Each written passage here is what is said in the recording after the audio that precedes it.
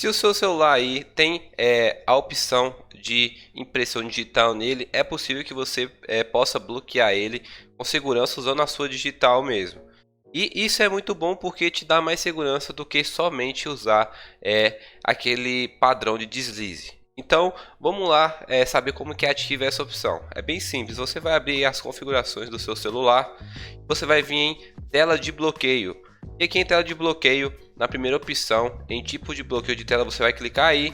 E aqui embaixo em biometria, você vai ativar impressões digitais. Depois aí, você vai pedir para continuar, você continua aí.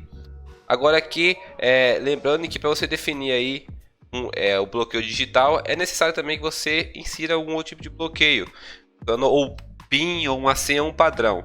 Eu gosto de usar a opção de padrão, certo? O padrão seria aqueles pontinhos que aparecem e você vai selecionar aí uma sequência. Possa ser que não esteja aparecendo para você aí, porque talvez o meu aplicativo de gravar ele não mostra porque é senha. Mas se vocês clicarem em padrão, vocês vão entender o que é que eu estou querendo dizer para vocês, ok? Agora aqui vai chegar na parte onde a gente vai inserir a digital.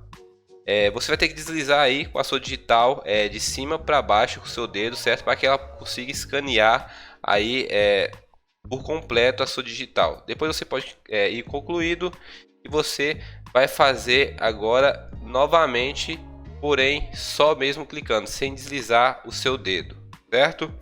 Depois de feito aí, você pode clicar em concluído e tá pronto aqui o bloqueio, já configurou. Agora é possível você configurar para mais de um dedo. Possa ser que você fez o bloqueio com o dedo indicador da mão direita. Você pode estar fazendo com da mão esquerda também.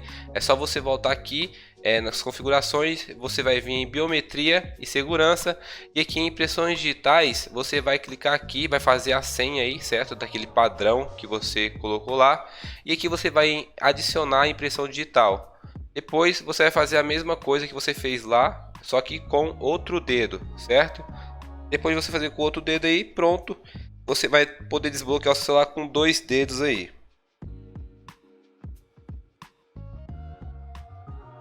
Pronto, galera, como vocês podem ver, é bem fácil, muito simples. Espero que vocês tenham conseguido aí, espero ter te ajudado. Se eu te ajudei, deixa o like se você gostou do vídeo, se inscreva no canal também e ative o sininho das notificações se possível, beleza? Muito obrigado e até o próximo vídeo.